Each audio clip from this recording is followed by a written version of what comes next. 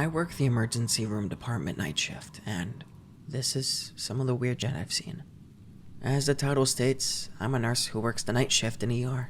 During my time here, I've seen some pretty horrendous stuff.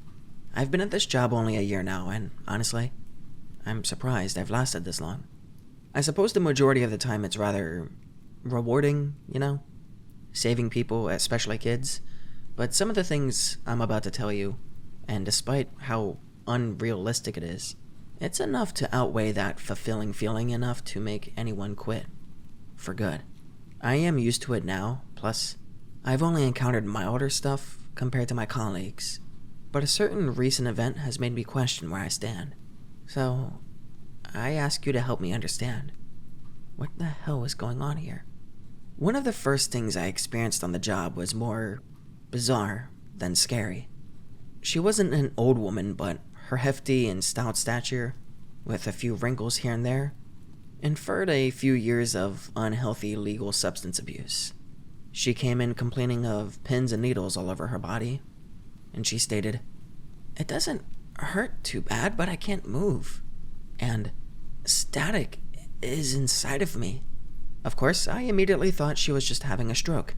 Numbness, tingling, and an inability to communicate properly all kind of pointed towards it. A group of more experienced doctors came to run some checks, and a few days later, I heard from one of the nurses that the woman died. But not of a stroke. She had died of organ failure, because all of her organs were as old as an extremely elderly individual. As if someone had put the insides of a 90-year-old into a 30-year-old woman. We're talking every single organ, too.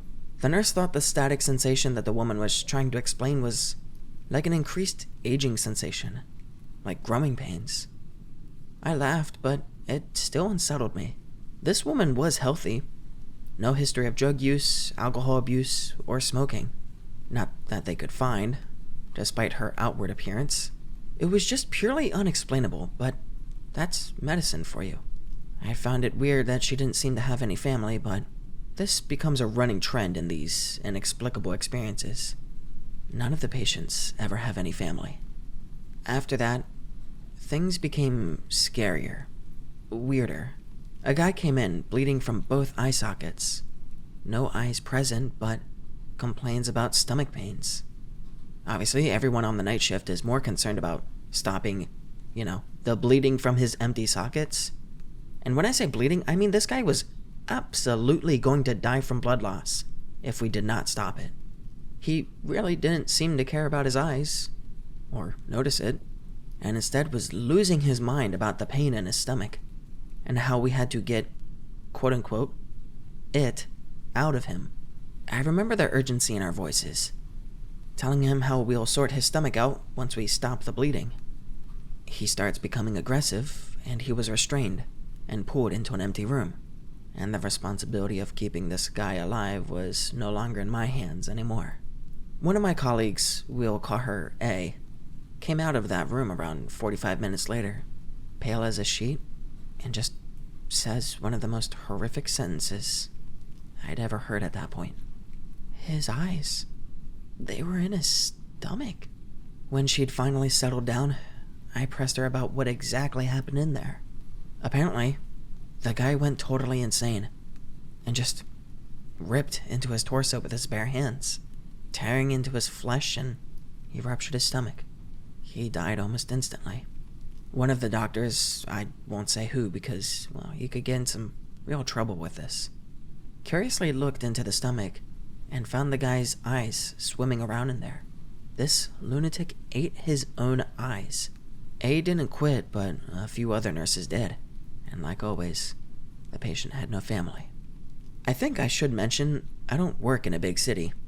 I work in one of those hospitals that lay in the middle of 3 small towns, and we're very much in the middle of nowhere. We're not exactly the busiest ER department, but we do get a fair share of people who get into accidents on the roads, and so we receive patients from all over the state. Nearly every single one of these horror story patients seem to come from, nowhere. We put their name into a database and nothing shows up. The names they give us lead to nowhere. People from the towns don't know them when their obituaries turn up in the paper, and ambulances never bring them to the hospital. It's like they walked straight out of dense forest to get here. A told me another story of a patient that really creeped her out. I'll be transcribing it from the voice recording that I managed to take. I believe it's easier to show the raw experience that way. So, it's like 3 a.m., and this woman walks in with an arrow straight through her neck. Obviously, I'm running checks on her to see how the heck she's still walking around, with an arrow through her neck. How she's literally acting like nothing is wrong, but she doesn't speak. She's just smiling at me. All these other doctors rush over trying to figure out what to do, but she's just motionless, just staring and grinning at me. She was a Miss... I blanked out the name for privacy reasons. Can't discuss patient information. And she was 37 years old and extremely tall. Basketball player tall. Which made me feel even more on edge. Out of nowhere, staring right at me, she just pulls this arrow straight out of her neck. And her neck snaps and she falls to the ground, still grinning. There's no blood, as though the arrow was some sort of built-in support to her neck, and removing it would break it. I just can't get her smile out of my mind. It was as if she was taunting me, like something that wasn't human, as if she knew exactly how to get under my skin. That's all I've got for now, but I'll try to keep you guys updated with more stuff that I hear about, or that I remember. Part 2. I was on the night shift last night, and I asked some of the other nurses and doctors to find out if anyone else had experienced anything strange. And the responses were, for a lack of a better word, disturbing. One of the nurses, let's call him B, said something that really stuck with me, because I'd never given it much thought before. Ever seen where the bodies go? I asked him what he meant by that, because obviously the deceased would be taken to the morgue. Or so I thought. B had been a nurse at the hospital since he'd left college, so he had been working at this hospital for a long time. And due to a bad stroke of luck, often during the night shift. I'll be transcribing his story from this recording that he consented to be a part of. I've seen a few of those creepy, crawly characters come in here. I don't know what they are. They're not human, that's for sure. He paused and shifted uncomfortably in his seat, peering out of the break room's window to ensure no one was listening in. You ever noticed how their emotions seem false? Like they're pretending to be hurt, pretending to show pain? That's true for the most part. Most accounts of these odd patients have stated the same thing. Lack of real emotion. Like this one time, a little boy walked in around 9 or so. He looked completely fine to me, so I'm assuming he's lost because no adults walk in with this kid. It's just him, alone, dead of the night. I'm asking him all these questions, if something hurts, where's your mommy, where's your daddy, etc. This kid just stares up at me with these dead eyes. B coughs, clearly trying to regain composure. He opens his mouth and this huge river of water just falls out of his mouth. And it just keeps coming out until the whole floor is covered. And he just keeps going and going. All the while, he's just emptily staring at me. He's like a dead fish. When the water stops, he just collapses and dies. This kid had enough water in him to have drowned 2 horses. I swear. Yet he came into the hospital and he was just walking around completely fine. He looked kinda damp. So we cleaned him up and I'm about to take him into the staff elevator to the morgue, but this senior doctor stops me and tells me that we send those kind down by themselves. He said that. He said, those kind. He said that we don't let nurses or doctors be alone with the strange dead patients that come in on the night shift. Those that have no name, or if they do, can't be found to have any trace. I heard that, apparently, when the morticians open the elevator door, all they find is an empty bed. If what B said was true, that would add up with A's theory that these patients are not human. But that raises even more questions than it answers. If the hospital staff know these things aren't human, why do most of the newer staff have no idea as to what they really are? Why has no one informed us? If the senior doctor in B's story was telling the truth, we can only assume something terrible happened to a member of the staff who was left alone with one of the bodies, but why has this been covered up? And finally, if the bodies are disappearing before they get to the morgue, where do they go? B told me of a doctor who knows a lot about these, quote-unquote patients, but he had retired a few months ago. I managed to get his email address from B, so I'm currently trying my best to arrange an interview of some sorts. Another nurse, C, heard I was compiling these stories on Reddit and wanted to add her own into the mix, with some added info too. I'll be transcribing the story from her perspective, in the same manner I've done this far. This was my first experience with the patients. C was a senior nurse, with graying hair held into a bun. Her thin, slender fingers gripped her scrubs, and I could see she had a nasty habit of biting the skin around her nails. Anxiety. Honestly, at the time I thought it would be my last. I like this job too much though, so I managed to get my shit together and carry on through. This really old guy came in, and I'm telling you, the old man looked nearly 90 years old. But this fella was walking like he was 20 years old, completely fine. But in this monotonous tone, he just keeps repeating, "I'm dying, I'm sick," just over and over and over again. I check his vitals and he's completely fine. So I start to ask him if he's on any medication for his mind or mental state, and if he'd forgotten to take them, but he keeps repeating that phrase. I'm losing my patience, honestly, and I tell him that he's physically fine, we just need some cooperation to understand his mental state, and that a team of more experienced doctors will be with us any minute now. Child, I've worked with a lot of elderly patients, so I'm thinking he's got a terrible UTI. But no, he finally stopped speaking, and now I'm able to really take a look at him, and I realize that this guy, he has no eyelids. Imagine that. Open your eyes really wide, and it doesn't stretch over your eyes. That's all the eyelid that you have. This old man suddenly gets up and walks backwards out of the ER front doors, never taking his eyes off of me. He just walks straight out into the night. It was demonic. She proceeded to tell me that all of these patients seemed to only come in between 1 to 3:30 a.m., from what she'd heard. I can validate that the other encounters happened during the same time period, but her story reminded me of another one of my encounters, one that I wished I hadn't remembered. This was around Christmas time, one of the busiest times of the year, with how many people are desperately trying to make it home to their families. I was on my 5th coffee that evening, trying to get through a ridiculously long work shift. After a Christmas Eve party left me rather hungover. An old woman walks in, but unlike C's elderly patient, mine walked like an elderly woman. She said she had taken a fall on her knee and that she found it very difficult to walk on, and that she was in a lot of pain. As a few other nurses went to go fetch her a wheelchair, she kept asking me if I would take her to the bathroom. Usually, I would have taken an elderly woman to the bathroom, but when this old lady smiled at me, smiled all sweetly, I felt all the hairs on my neck stand up, and I'll be honest, I felt really, really scared.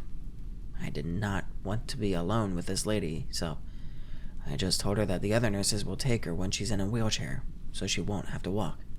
I kept avoiding her gaze, and as I told her that I personally wouldn't be taking her to the bathroom, I just felt this urge to finally look at her, and for a split second, I could have sworn her old wrinkled face twisted into the most horrific look of anger. You know those really horrible pictures in SpongeBob when the characters freeze into hyper-realistic, disgusting expressions? Well, it was like that. I just have this plastered image in my mind of her wide, bloodshot eyes and wrinkled old mouth pulled into an unrealistically wide frown, with this disturbingly powerful look of hatred and anger. And yet, as soon as I had registered it, the sweet little old lady face was back. I was really relieved when the other nursing staff came to look after her because something just wasn't right about that little old lady. I think back then I did blame it on the coffee, but now I'm not so sure. A was one of the nurses helping that lady, and she'd happened to be on last night's shift, so I asked her what happened. Apparently the lady was taken to the bathroom by A and another nurse who waited outside, but after she didn't answer to A and the other nurse asking if she was okay, they opened the bathroom door and found it empty. I guess her sole purpose that night was to get me alone with her, and I'm glad she never got the chance. I'll try and update you guys again soon. Luckily, I have another night shift tonight, so I'll aim for tomorrow. I need to start finding out some answers. Hey guys, sorry for such a late update, but I have so much info that I've been gathering over the past few weeks that I need to share. So, here we go. Firstly though, I should mention how one of the senior doctors cornered me during a break a few weeks ago, all to tell me not to get involved with what's going on. I don't know how he knows, so it seems I'm going to have to be more wary about my updates. Clearly he knows something. And so my thoughts are that there is something seriously twisted and corrupt going on here. And my thoughts are feeling more than validated. I'll address a comment posted on my previous update. A user wondered if any nearby hospitals were experiencing the same phenomenon. So my coworker C contacted one of her friends who worked at a hospital a few towns over. She asked if they experienced anything odd concerning patients who are admitted between the hours of 1 to 3:30 a.m. They knew exactly what we were talking about. And they knew a few other hospitals in the state experiencing similar things. So we can assume it's at least a zonal thing, if not statewide. C's friend also gave us some stories from their hospital that are really, really weird. I'll be telling this story as we heard it from their perspective. So my first time encountering these things was last year, around Independence Day, when we had this little girl come in. She must have been around 8, maybe 9 years old. Anyway, she's the cutest thing you've ever seen. Like, weirdly, ridiculously cute. Like, picture your typical big brown eyes, long eyelashes, rosy cheeks, you catch my drift. Almost too cute. I find it weird that she's on her own at 2 in the morning, so I ask her if she's lost, if she needs her mommy, etc., etc. She's just smiling up at me, sweetly, not saying a word. I turn my back to grab a piece of paper for her to write on in case she didn't speak English or something. And, as I do, I hear this sickening crunch sound, followed by this horrible squelching noise. It sounded like a wild animal chewing on a carcass. I turn right around and this girl has this huge stretched out smile revealing massive sharp teeth that they just should not be able to fit into her mouth. Her open mouth stank of decaying meat and her brown eyes were, I don't know, they were like red. Still brown, but redder? Darker? I don't know. She then growled deeply and got onto all fours like some kind of rabid dog, and just, boom, ran out of the entrance.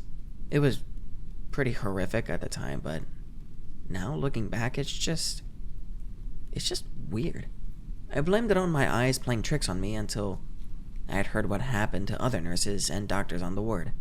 I called CPS, but I never got a name, so I could only describe a wild child to them that might be in danger or a runaway. C's friend paused for a long time before she finally said this. You know there's nothing we can do to stop them. I pressed her on what she meant by this. She continued. They know how to scare us. They know what really gets under each and every one of us' skin. The second time I ever encountered any of these things was around 5 months later. My mom had just died suddenly, and I was really, really hung up about it. I'm a Christian, so I found most of my solace in believing that she was happy in heaven, peacefully watching down at me. C's friend began to cry softly on the phone. C and I told her that she didn't need to continue, if it made her too uncomfortable to share, but she relented and continued. No, it's fine. It's around 1:45 a.m. and this really beautiful woman stumbles in. She was a complete mess. Her legs all twisted and one of her shoulders were definitely dislocated. I rushed to her aid and started asking her what had happened and proceeded to try and put her broken bones back in place before it cut off her blood supply. The woman looks at me and oh my god, she looks just like my mom when she was younger. The same curved up nose, dark hair, almost as if she could have been my mom's cousin or something. And she just suddenly screams out, "This is my hell!" And just collapses. She's gone. I just start sobbing because whatever this thing was had told me that the one thing that had kept me up in spirits after my mom's death was completely false, and that my poor mother was reliving her painful death over and over again. She had died in a car accident, all her limbs broken on impact. I don't think my mom really is suffering in hell. She was a good Christian woman. She lived a good life. What I do think is that whatever that thing was, it somehow knew exactly how to destroy me. It knew exactly how to fill me with dread.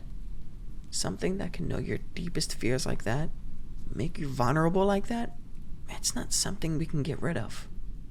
So, now we know that somehow these things know our fears, what makes us uncomfortable, or how to get under our skin. I'm just writing down my thoughts, but I wonder if, say, C's friend is right, that those things do know what disturbs us. If that means they know more about us than we do them. If they've been watching us without us realizing.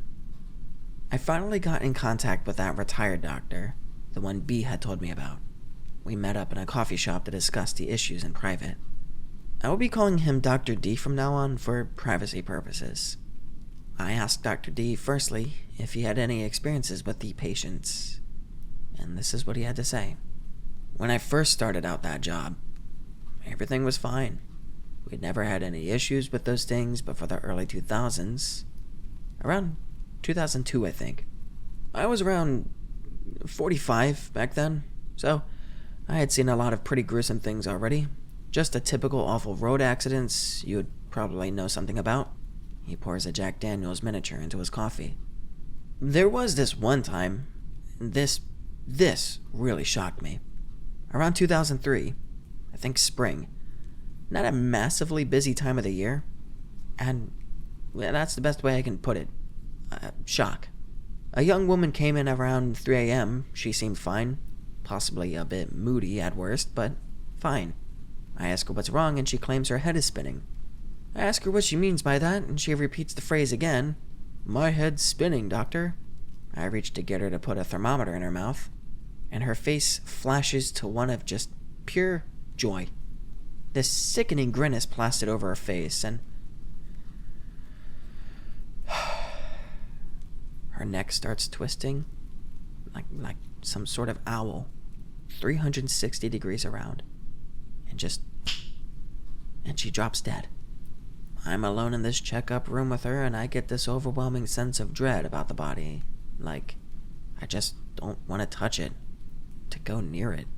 I know as a doctor I should have checked for a pulse, but that woman's twisted neck and grinning face were just so wrong. I stood, frozen, until that primal sense of fear got too overwhelming, and I bolted out of the room, slamming the door shut behind me. I kid you not. Whatever that thing was, I could hear it scratching at the door handle. I got some of the other doctors, and I told them what had happened. They, of course, didn't believe me, and berated me for leaving a patient and not paging someone. But when we opened the door, she wasn't there. It was around 4 a.m. at this point, and in looking for this woman, we heard the front doors open and close, meaning that whatever it was returning home. After that, the phenomenon grew. Doctors and nurses on the night shift were coming out with these crazy stories of inhuman patients. Things who terrified the staff unfortunate enough to work the hours of 1 to 3 a.m. And then the attack happened. You might be wondering why we don't leave anyone alone with these things, even on the way down to the morgue. It was more of a statement than a question, so I just nodded. Oh, there was this nurse, E. Name changed for anonymity reasons. Super sweet girl, cared a lot about the patients. Well, this teenage boy walks in, his arm bent at an unnatural angle. He rushes him into a room to fix his arm, sends the other nurses to get a splint and bandages.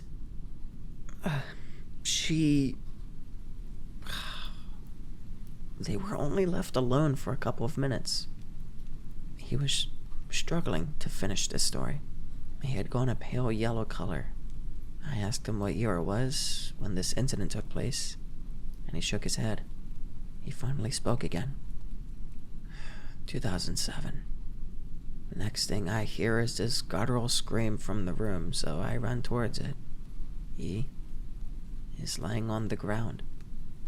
A mangled, bloody mess.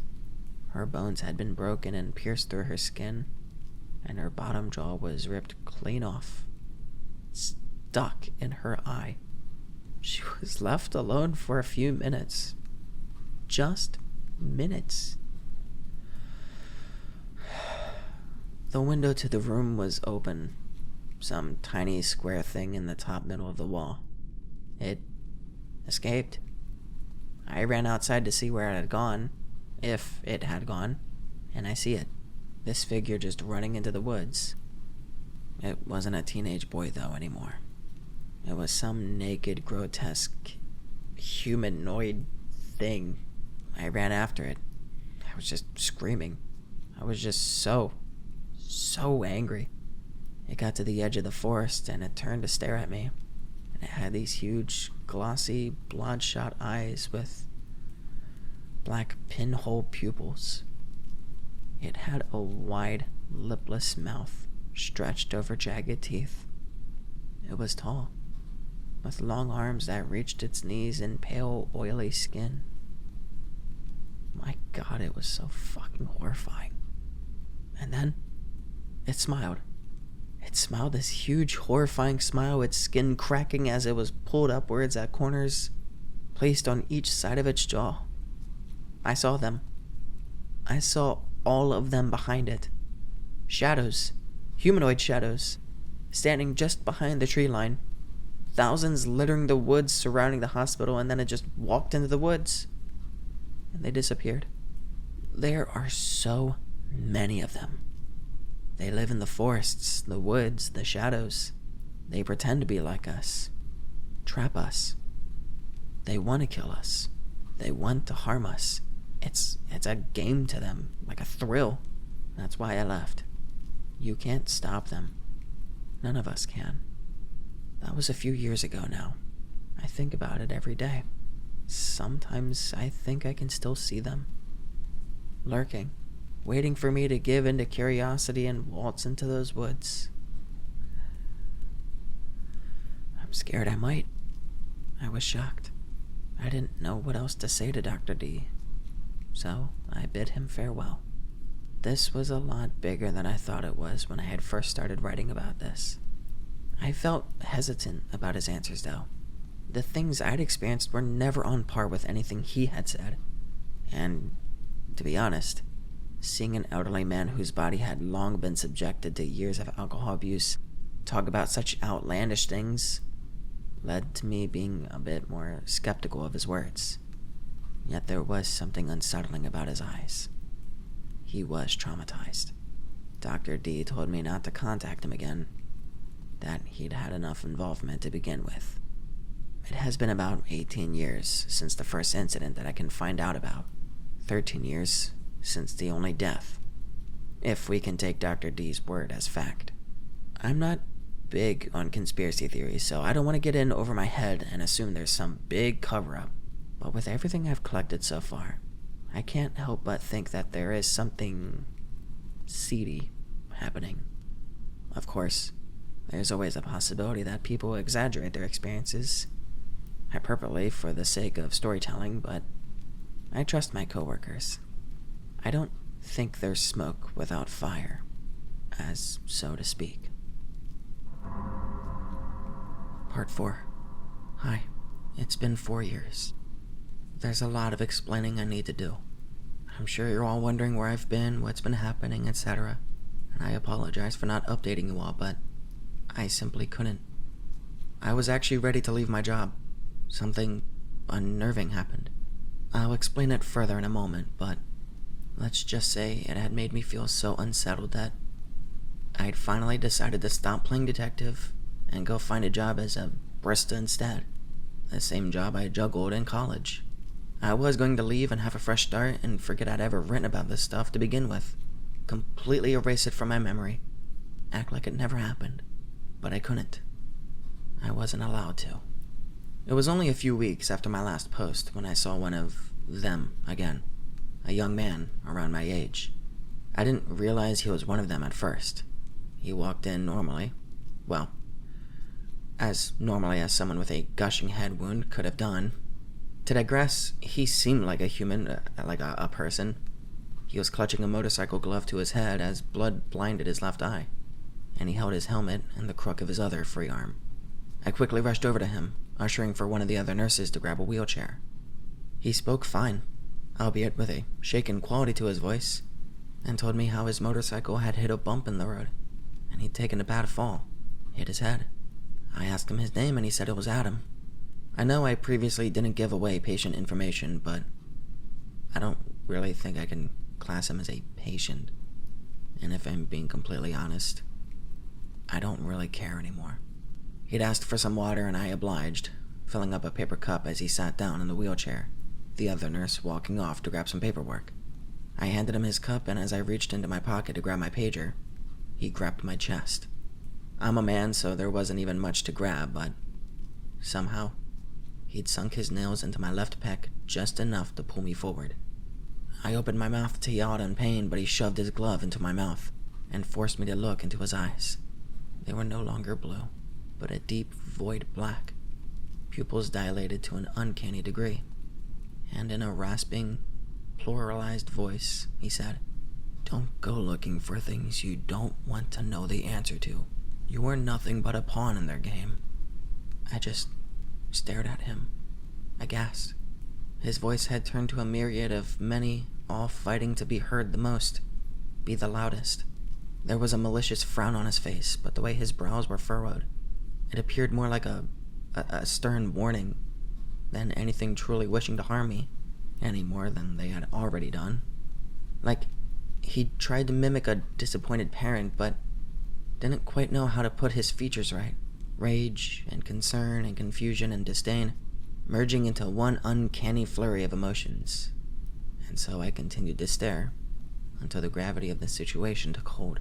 I yelled out for help. Luckily, it was an extremely slow night, so he, the other nurse, and I were the only ones in the lobby. He pulled his nails out of my chest and stood up, looming over me. He was suddenly a lot taller than I had registered as he walked in prior, and he walked out towards the sliding front doors. He stopped, turned back to look at me and the other nurse, who was now fretting over the puncture wounds that were leaking out from my chest and seeping into my scrubs, and suddenly launched his helmet at almost superhuman speed at the lobby's check-in desk, smashing the glass and slamming the computer with it on the floor. The other nurse screamed in fear, and all I could do was watch, in horror, as he stared me in the eyes. A warning glower, before walking off into the night. That had been enough for me to decide to hand in my resignation letter the next day. I had seen firsthand the sheer power those things had. If he had decided to launch my head into the glass instead of his helmet, I would have been reduced to mush. There was no amount of curiosity that needed to be scratched that could come above my desire to live a decent life. So I had decided my super cool, super interesting monster hunting adventure was over, but I wasn't allowed to leave. When I handed my resignation letter in the next day to the head doctor, he led me into his office. He told me that he needed to make some calls to discuss the termination process, and I obliged.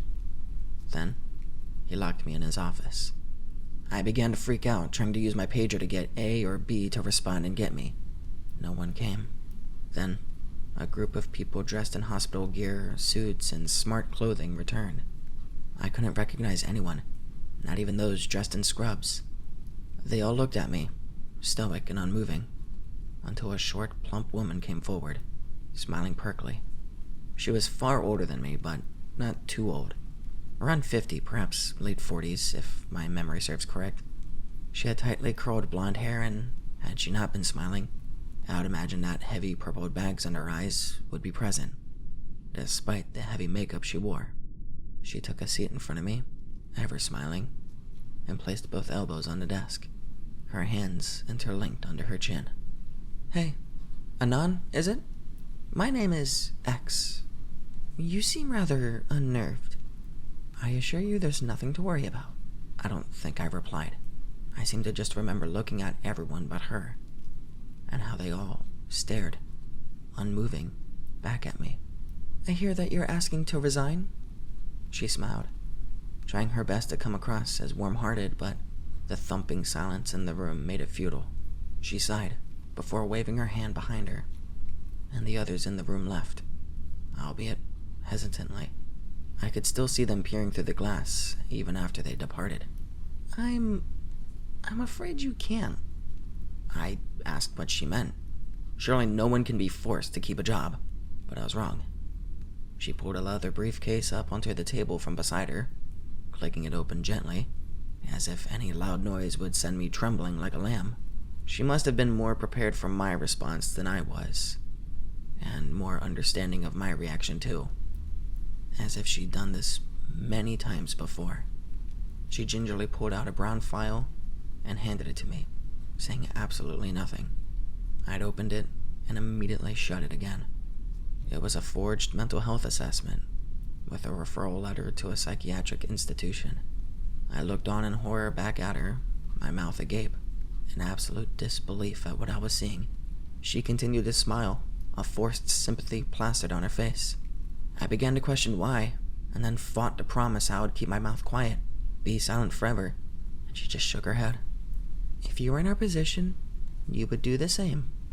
It's imperative that we keep everything that's been happening here under wraps." She dropped her faux sympathies for a more direct approach, looking me sternly in the eyes. "We've been made aware of some posts online." I felt my hands sweat, but I'd always been good at lying.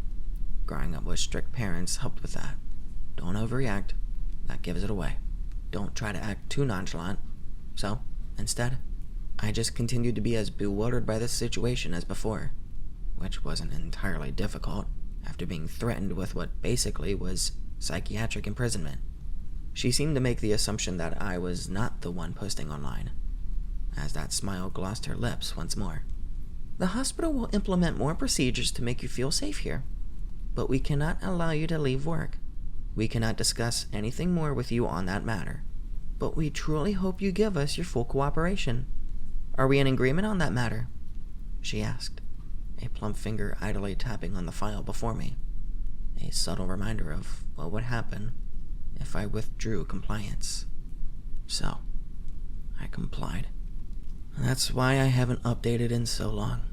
I didn't want to stay there, to keep having to experience what those things were, especially after I'd seen the sheer power that they were capable of, but nonetheless, I couldn't help but write some of my experiences and my coworkers in my diary, which I kept tucked under my mattress in my room.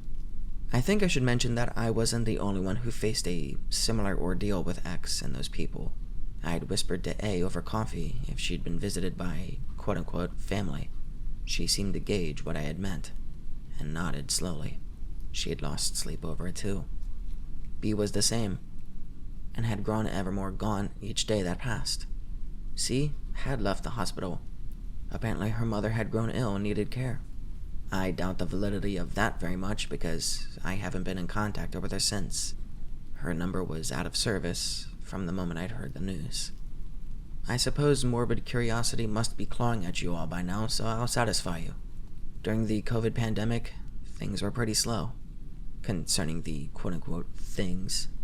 The emergency room during the day and most evenings were filled with those who desperately needed ventilators, and so we didn't face anything but the horrors of real-life illness and the fear of catching the disease ourselves. Stress and anxiety were at the forefront of our mind, and exhaustion racked our bodies. But the most harrowing part of the whole pandemic was that whenever they came in, we couldn't even be bothered to react. They would only come in when the ER was empty, and we were waiting for new COVID patients to attend to. To see them trying their hardest to disturb us was almost comical, after seeing so many of our staff and patients be lost to the virus. We were all so desperately tired of seeing people die from COVID that if one of them came in jerking their body parts around and feigning pain from unnatural accidents, we simply watched them, waiting for them to leave. Sometimes they would make a big spiel, screaming and smashing things in an inhuman manner. Sometimes they would just walk out and leave. And as the pandemic persisted, their appearances diminished more and more. Nothing at that time could have disturbed me more than seeing our beloved janitor, G, succumb to the illness, unable to be surrounded by any family or friends, as B had to speak Spanish on FaceTime to explain to his family that we were taking him off life support, and to say their prayers and goodbyes. It was the hardest time I'd ever experienced as a nurse, but the strangest thing was, I was almost thankful to those monsters, for at least allowing us to grieve in peace. Once the lockdown was lifted and things began to gain somewhat normalcy again, I guess, they came back. I hadn't been there for the first sighting around October 2021. A nurse I had never met before, F, who had joined the hospital as a junior nurse straight out of college to help with the pandemic, was working alongside A. A teenage boy had walked into the ER speaking what A recognized as Korean. He kept pointing outside, crying in desperation, grabbing at their wrists to pull them outside. He was hysterical, and F immediately rushed forward to help follow him outside. But A held F back, trying her best to convey with her eyes that F shouldn't follow him. F wasn't aware of these things, having joined the hospital when their appearances were near to none. The boy was crying, falling to his knees in a truly dramatic display. F is a compassionate person, but she has far less naivety now than she did then. A pulled out her phone, which we were newly allowed to keep on the late-night ER shifts, and used a voice translator to translate what the boy was saying. She could have translated it to her herself, but she didn't want to anger the boy, the thing. I won't go into details because it was pretty horrific, from what I'd heard. But to put it bluntly, the boy repeatedly shouted misogynistic slurs and said that he would quote-unquote kill all of their children. When F read it, she sobbed. Once they looked back up, the boy just grinned at them proudly. He did a bow as if thanking them for watching his performance and walked out of the sliding front doors. A had whispered to me on a smoke break that apparently F had grown up with an abusive stepfather for a few years, who would berate her mother when he drank. I suppose reading what the boy had said must have triggered something in her. My next experience came soon after. I was alone at the front desk, filling out some admin work on the computer. B was in the bathroom. I didn't hear the door slide open or anything, but a slow tapping at the glass between me and the waiting room alerted me to its presence. I looked forward until I noticed a small face peering at me from just above the desk. A child. I checked the time and the fact that the waiting room was empty, and I realized it's one of those things. It was a small, bald child. I had no way of determining its gender, but that was the least of my concern. It had a very large cyst on the top of its head, and stared up at me expectantly, as if waiting for me to coo over it. I knew what it was, so, for the first time in my life, I ignored a patient, opting to sip my coffee and carry on with my work. It clearly didn't like that, as it began to slap small hands against the glass, greasy marks left behind in their wake. I did keep peering at it through my peripheral, but its crumpled, angry face just made me snicker. It was like an angry little goblin, and my beyond exhausted state just couldn't take it seriously. And that was a bad mistake. It screeched, and it dropped to the ground, writhing in agony. I stilled. I couldn't see it over the desk anymore, and I was stuck between checking to look at it or continuing to avert all of my focus on the computer. After a few minutes of silence, a large, meaty hand slapped the glass, wiping pus and blood all over the screen. I jumped and decided I had to look. What remained of the small child was a crumpled mess of skin and flesh, one eye popping out from its socket from the pressure of pushing a large muscular arm from its scalp, right where the cyst had once been.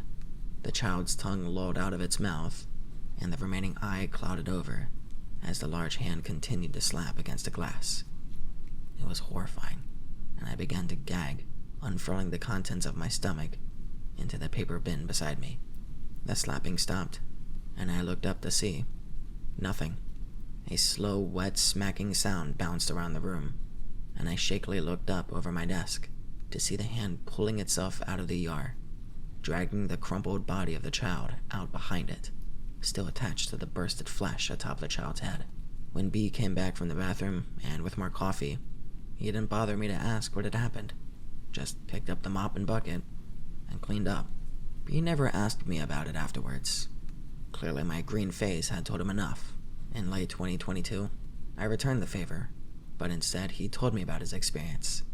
I had gone out for a smoke break, the smoking area around the building, not near the ER entrance for patient reasons, and was leisurely scrolling through Twitter, headphones in. There was another nurse, H, on staff, so I didn't feel bad leaving him alone. When I walked back into the ER waiting room, I saw H consoling B as he sobbed into a red towel. I purchased an audio recording device off of Amazon, as I was too scared to use my phone anymore to record conversations. I've transcribed what he told me. "It's not fair. Why do they do this to us?"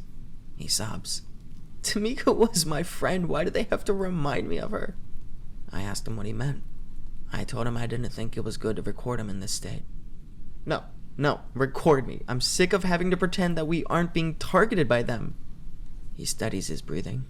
H passes him a glass of water, which he gulped down. "She came in. A woman in her 20s. She looked similar to Tamika, but I knew it wasn't her. Just someone who reminded me of her. I checked the time and I knew what was going to happen. I knew and I felt prepared, but I wasn't. She didn't complain or say she felt unwell. I did what I do, I smiled and I asked her what was wrong, what her name was. They never react too badly to me, especially when I'm nice. She said nothing, just shaking her head at me, as if I'd done something wrong, and she handed me this." He shakes the towel before crying again. I tell him we can stop once more, but he wants to continue. He's crying, but he's more angry than upset. "Tamika had cancer. A nursing student with cancer. What irony." He scoffs bitterly. "When she got too ill, she had to drop out and then go home. I went to visit her when she was in hospice care. She had this red towel and she asked me to wipe the sweat from her brow, but I couldn't. I couldn't because I couldn't stand how ill this brave, powerful girl had become. I just cried instead and she comforted me when I should have been the one to comfort her, and I haven't been able to forgive myself since. I swore I would graduate and be able to do for others what I couldn't do for her, but that thing has to give me this and then just leave without saying anything." The recording ends there. I decided not to record anymore. B had gone through a very traumatic ordeal, and I'm sure that Tamika forgives him for not being able to wipe her forehead, but there was an added level of horror that those things were capable of. They were capable of knowing what makes us feel guilt. A psychological concept that I hadn't heard of them capable before. I know that they can revisit trauma, as seen with C's friend and F, but never guilt.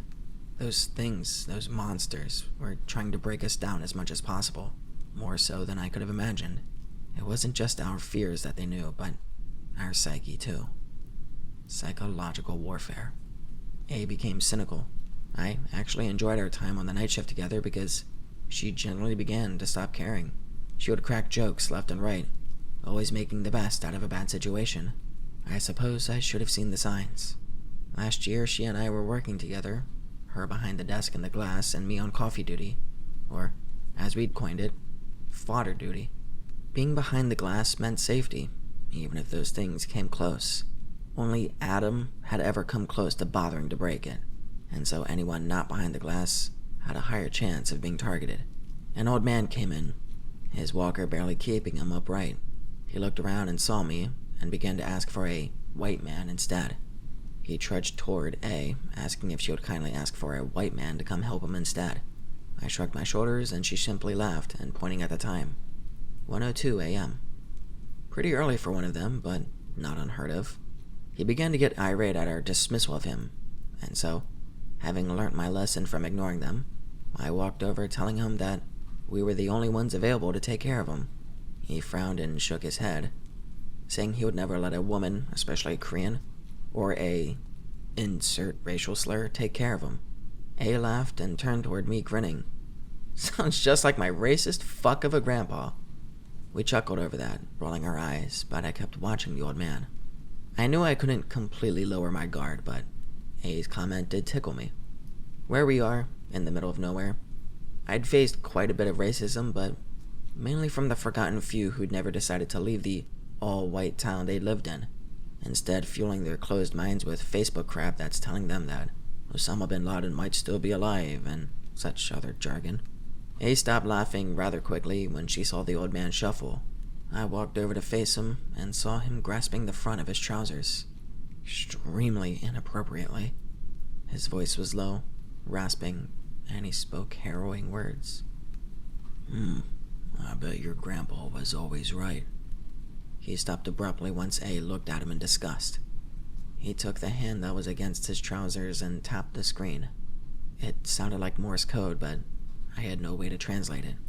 A yelled at him to stop it, for him to stop doing what he was doing and to leave now, and the man slowly left, shakily on his walker, before taking one look back and saying, "Them Koreans scream the best, you know. Your real grandpa wants you to know that." A stared at him, pure fury on her face, and then she crumpled. She didn't want to speak on it, but I knew. She told me before how her grandmother was a comfort woman, and how if she could have survived that, A could handle this. But A couldn't, and on Blue Monday this year, she leapt off the rooftop of the hospital to her death.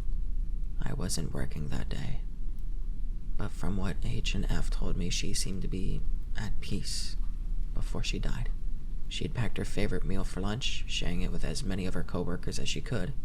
Then she drank most of a bottle of vodka, took off her shoes, and leapt off the building.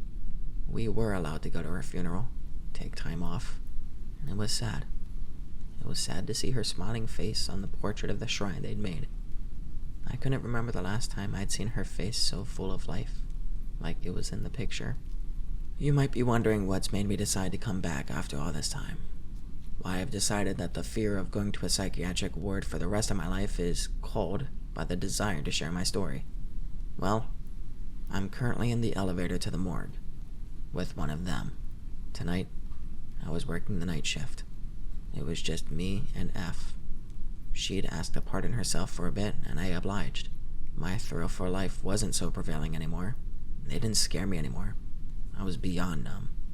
And then, G walked in. In case you've forgotten, G was our janitor who died of COVID complications during the pandemic. He was a joy to work with, always cracking up jokes and showing us pictures of his grandchildren who lived out of state. And yet here he was, walking over to me with the same warm smile on his face, a golden canine shining back at me. I teared up, I'm not afraid to admit it, and I hugged him. The thing parading as G, I hugged it. Him. And it hugged me back. It patted my back and it told me that he knows. I didn't know what he meant, but the thing grabbed its jaw, and it just broke its neck, even though its body crumpled to the floor, as an actual dead human would have. It winked at me, still the same warm smile as G had, and pointed a finger to the stretcher, and then the elevator. I know I sound stupid, and I know I sound dumb, but I didn't feel threatened, so I put him on the stretcher, covered a sheet over his body. Its body. And now, I'm writing this, debating if I should press the elevator button.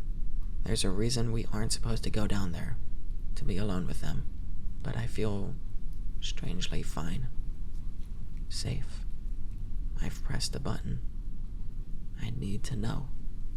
I'll update you all when I can.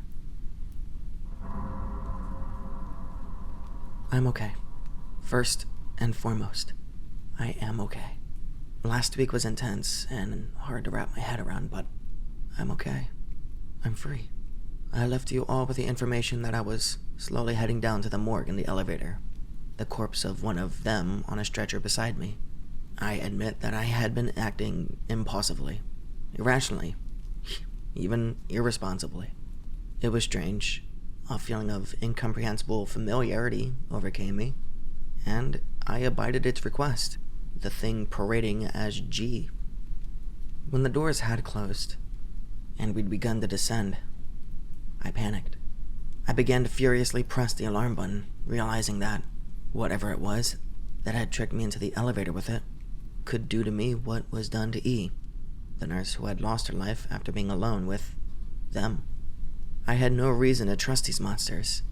No reason to believe that this one that concealed itself in a flesh suit, fit to gain my empathies and reveal my vulnerabilities, was any different to those that had traumatized myself and my coworkers, my friends, those that had driven A to suicide. It sat up in the stretcher, the draw sheet still covering its head as it rose. It lifted a hand out from under the sheet, gently placing it on my wrist, and it wasn't tan and wrinkled from sun damage as G's hand had been. It was pale, a purpled white with no fingernails. No fingernails. I had to hold myself from shrieking out, in case that angered it. When a voice called through the intercom in the elevator, asking if everything was alright, I had opted to stay silent. I just stared, unmoving, at the covered figure that seemed to stare back at me from underneath the sheet. Eventually, I had heard a crackling, "Must have been one of those bastards again," and the intercom turned off. "I'm scared," I remember whispering out, tensing at my own admission, but the thing under the sheet didn't react in the typical sadistic way that I'd grown to expect from them. It paused, and then, as if finally processing what I'd just said, or what it wanted to say, it replied, "I know."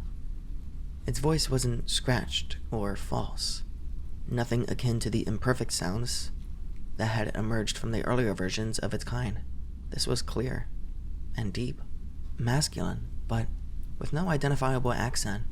My brain scrambled to identify the familiarity to its voice, but at the time, I couldn't put my finger on it.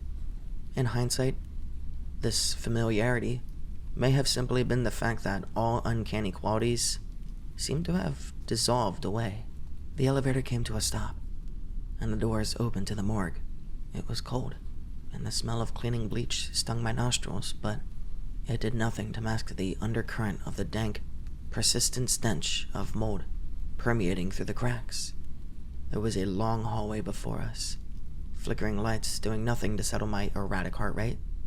It was clear that there hadn't been sufficient enough maintenance down here for a while, but I had expected as much. Our superiors did not want any of us to go down there, and I'd imagined that policy extended to external maintenance employees as well. I hadn't noticed it move to stand until it walked past me, the draw sheet covering it like a child's ghost costume. I didn't have the courage to ask how it could see without eye holes. I noticed how the clothes it was wearing as it disguised itself as G had, instead, completely disappeared, leaving a set of lean, blotched, pale legs shuffling forward to the morgue door. It stopped suddenly, swinging around awkwardly as it turned to face me. "Card. I need your card." I remember how frightened I was. I had half a mind to turn around and hurriedly press the elevator buttons to leave the situation immediately. Nothing seems worse than being threatened into psychiatric confinement. That is, until you're staring into the face of the unknown, the face of possible death. Yet, there was a concerning amount of fearlessness screaming out in my brain, disregarding the nerves in my quickening heart and my jelly legs. So I took the risk, and I moved toward it.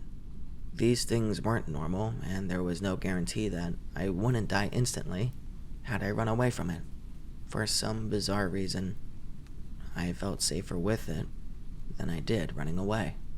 I pressed my keycard against the morgue door and I pushed it open. A flurry of even colder air poured out, and the dim, stuffy atmosphere of the morgue overwhelmed my senses. Almost as quickly as the door had opened, the thing began to rush around the morgue, looking at the name tags that adorned each storage tray. It began to huff in frustration, grabbing at its sheet-covered head and slapping palms against the metal trays. Its breathing slowed, and calmly, it spoke. "Turn around," it ordered. "What?" "Turn around. You don't want to see." We stood, staring at each other once again. I hesitated, but once again, I didn't feel threatened, so I turned around. The slow shuffling of bare feet against the dust-ridden floor grew closer and closer until it paused, rustling slightly. The sheet was placed over my head, and my mind had immediately snapped to recall execution stories that I'd heard of, where people are given the small privilege of not knowing when their impending death would commence. "Please don't kill me," I begged, sobbing as I continued to face the wall, sheet covering my head and torso. There was a pause before I began to give a short, abrupt pat on my upper back. I sobbed harder, falling to my knees. I couldn't help but think of how I should have laughed when I had the chance, or how I should have ignored it once it came in disguised as G, or how I never should have become a nurse to begin with, or how... And then it swore. It cursed against God like a person would have. I took off the sheet and I turned around, and I saw it, as it actually was. It wasn't as Dr. D had described at all. It was my height, but human. A naked, lean male physique, but without any genitalia. It didn't have a grotesquely wide smile or jagged teeth. It didn't look like a monster. It looked like something that was just as afraid as I was. Its large black eyes widened in horror as it saw me approach, and it rushed to a corner in the shadows. I placed my palms up, showing I meant peace, but its glossy eyes remained transfixed, on edge. "Please, don't hurt me," it said. But instead of invoking pity in me, pity invoked had it been a human, it simply made me angry. Me hurt you? You're the one that's hurt us. You've hurt my friends. You've tormented us for years. I was exasperated, and I kicked a metal table that sat nearby. It flinched at my aggression, and the metal rumbling that echoed throughout the room. A small steel scalpel rattled from the table, and I lunged for it, holding it before me as I pointed it towards the thing. "You drove A to suicide. You killed a nurse." "We've never killed anyone," it said, coldly. It stood up and moved in front of me, placing a warm, pale fist against the sharpness of the makeshift weapon. It didn't flinch from the contact, but a clear, viscous fluid began to drip from its palms onto the floor. I could see its malnourished and hairless skin, and black eyes. That was all clear now. It had no pigment to its irises, just dark, empty black, with the low light of the morgue reflecting back at me. "We will never sink as low as your kind." I froze. "What?" It continued to glare back at me, unmoving, intimidating. "What do you mean? Dr. D told me the things that you did to that nurse, That doctor is nothing more than a liar. He hides his guilt with the drink," it responded, and eyed me up as if to challenge me on its statement. I simply stared back at it, gaping like a fish, as I floundered to pull the pieces of information together. How do you know that? How long have you been watching us?" It scuttled back, continuing to search the name tags on every body tray it hasn't seen so far. It had ignored my question. "What is it?" I asked again, desperately trying to make some sense of the situation, of my mind, of anything, and eventually it stopped moving, simply tapping gingerly against the metal of a single body tray. "What does John Doe mean?" it asked, its voice no greater than a whisper. "It means that we don't know the identity of the body," I replied, and it hummed in response, high-pitched enough that it sounded like it was holding back tears. I couldn't stop myself from rambling on, aimlessly trying to fill the silence. "I don't know why we do it. I think we just believe everyone should have a name, even if it's not their actual one. It nodded slowly. It's a shame that not all of you are this kind, and abruptly pulled open the body tray, metal screeching against metal as the unoiled steel grated against the mechanism inside. I flinched, and it gasped, and then began to sob. Slow, low whimpers of the throat, ready to burst from its tightly closed mouth. It wailed, just as I had done a few moments ago when I thought I would be killed. Except its wailing was not one I'd never heard before. It was that of a father wailing for its child. As a nurse, I had seen my fair share of human kids dying far before their time. There is nothing like a parent crying for their kid. It's unnatural, a haunting terror inexplicable to those who have the privilege to not know it. Children are not supposed to die before their parents, but the world is cruel. And they do. Curiosity took me over once again, and I looked into the tray. I had to stifle a gag because, although the sight was horrific, I was still a nurse, and this thing sobbing next to me was still an individual who had lost their child. It was a smaller version of the thing, the same being that I was rubbing awkward sympathies on its back as it cried in agony. A small, hairless, humanoid creature with cloudy white eyes that hadn't been given the curiosity to be closed. The small creature had multiple puncture wounds all over its body and, despite having been dead for a while, had mummified, as opposed to our human way of decaying. Its skin wasn't pale, but rather grayed and dark, and I can only describe it as seeing something that had the life sucked out of it, wrung dry. I'm sorry, was all I could muster out. I didn't really know what to say. There was a disconnect between us, the thing and I. It was my enemy, but also a living, breathing entity. It just continued to wail. We stayed like that for a while, until it reached into the body tray to cradle the smaller thing in its arms. They had a name. It's not a name in your language, but they had one, it said. I just nodded in response. I was trained in dealing with grief, so I knew better than to interject. It continued to cradle its child. We have been waiting for this. For confirmation. I don't understand. It shook its head, and with a free hand wiped its tears. You have been plaguing our kind for decades. We are always youthful, but you are not. It sat down and nestled the corpse under its neck. Human beings have always wanted to be youthful. Immortality is not as pleasing as it sounds. I shrunk to the floor, kneeling. This had been it. I would finally know what this all was, the reason, the meaning. It's a superficial desire, it said, stroking the back of the corpse's head absent-mindedly. Though whether it was to soothe the dead, or itself, I wasn't sure. To try to stay youthful, to steal the qualities of others' kinds, to fulfill that desire. Beauty is fleeting, and to pump your kind's own skin with it just to stay youthful is... It trailed off, black eyes welling with tears once more, and for a brief moment, I'd sworn that I had never seen anything more human.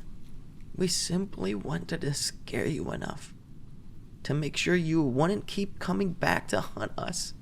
The morgue door had slammed open, and multiple men in what I believe was unmarked police gear bustled in, guns at the ready.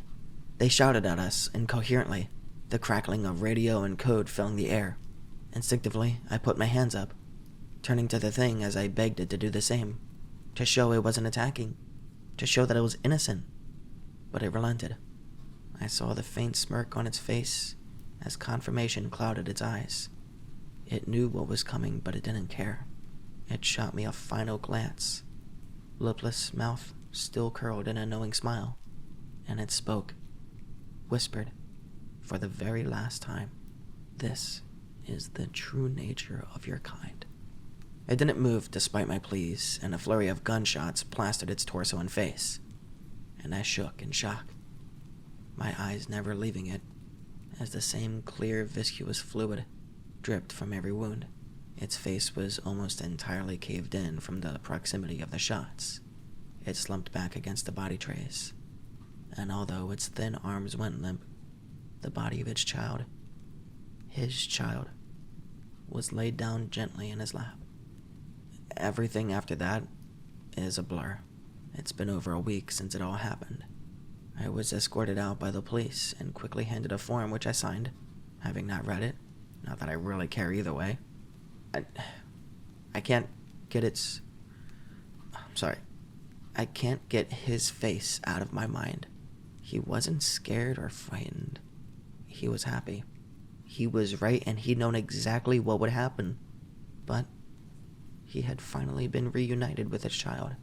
I'm not really sure what else to say. B keeps calling me, asking where I am, why I haven't come back to work, and I don't have the heart to tell him. Ignorance is bliss, after all, and even if I did tell him the truth, there would be more harm put in his way than there needed to be. For the past week, I've been wondering how many other of his kind were still there, locked away in the morgue. How many others would come to collect their offspring, their kin. I wondered how many of us would do the same, engage in psychological warfare if the ones we loved were being used for whatever nefarious medical practices, needed or not. My mind wandered to the war crimes committed by mankind since the dawn of time, and how many of us mindlessly conform to practices because that's what we know. All we know. I'm checking myself into a psychiatric ward. I need to be alone and cared for now. I'd never have thought my career as an ER nurse would turn out this way. Maybe I was naive. Nothing can prepare you for the horrors of humanity's actions, especially when you're faced with a being who shows themselves to be just as human as you are.